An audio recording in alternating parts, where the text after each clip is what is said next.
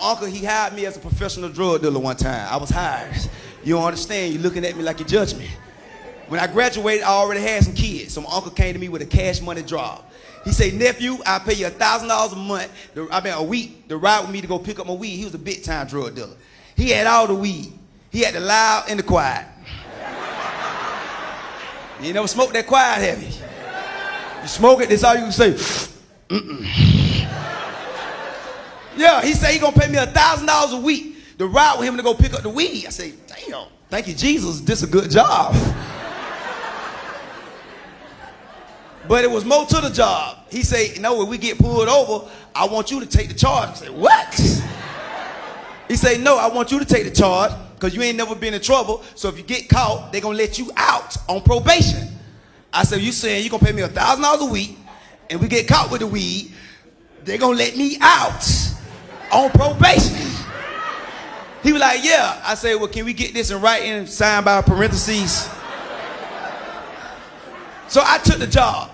This is the best job in the world. I'm making $1,000 a week. The first 2 weeks I was nervous. I was just riding the car all nervous because I ain't want to get caught. But after about 2 weeks, I used to get comfortable, man. I would land in his car like it was a Cadillac. It wasn't up with a Buick LeSabre, but I would land like it was a Cadillac. I got so cocky with my job, I told all my friends who went to college, I said, y'all need to get y'all life together. So me and my uncle ride, man, a whole year ain't nothing happened. I'm making $1,000 a week. Everything good. Huh? Everything good. Everything going good. Huh? And my uncle, he used to drive laid back too. So one day, he leaned up on the steering wheel like this, nervous. I say, if you got the fart, just let down the window. He was like, no. He said, man, the police behind us. I said, what? I said, is they behind both of us? He like, no, nephew, you know what time it is.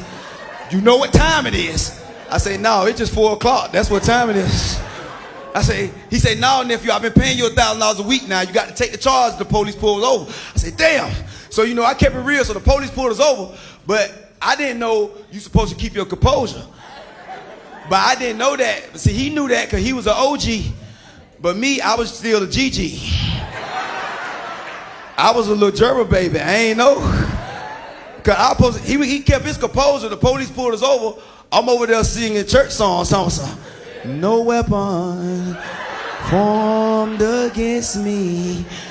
So the police see me. He seen I was nervous. He told us to get out the car. He knew something was wrong. So he laid us on the grass. So we laying on the grass. You know what I mean? And at this point, I kept it real. I said, you know what? My uncle been paying me.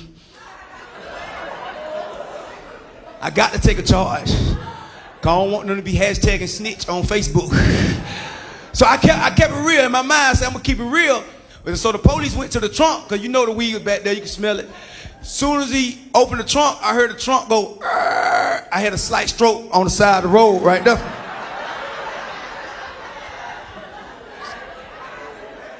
But I woke up. I said, I'm going to keep it real.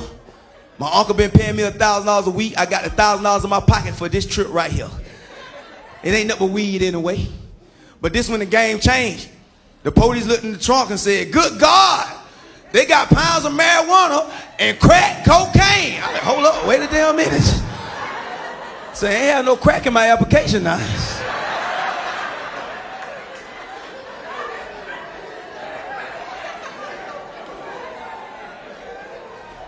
But it's my uncle, he on parole, I don't want to get in trouble. I'ma still take possession. You know, he gonna have to put some more money on my 401k or something.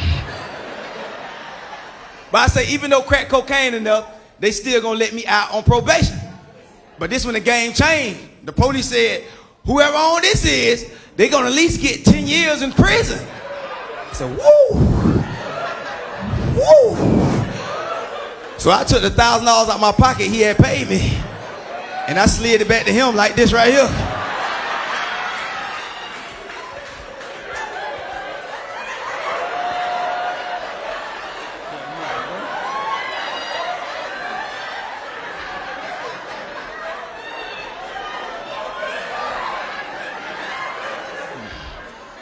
He gonna look at me talking, what? I said, man, I quit.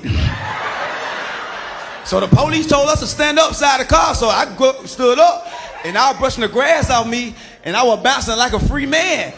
Because I know I don't work for that company over there no more. So my uncle, so the police came to my uncle first.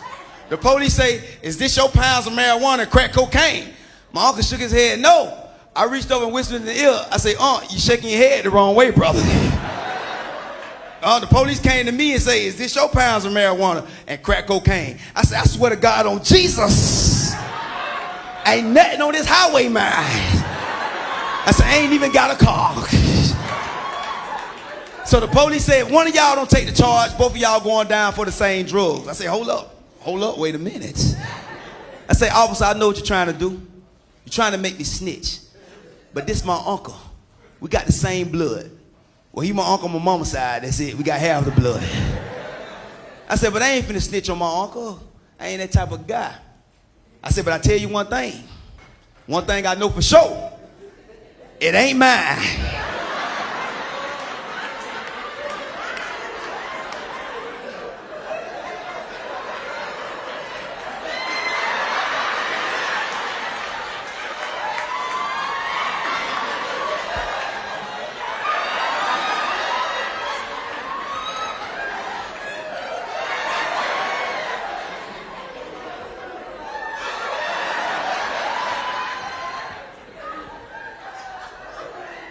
So my uncle went back to prison.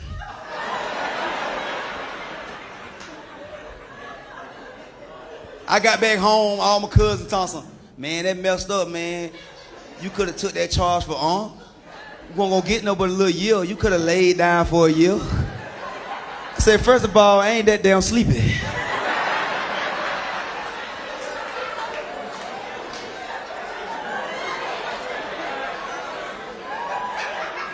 I said, my health teacher said I only need 8 hours of sleep.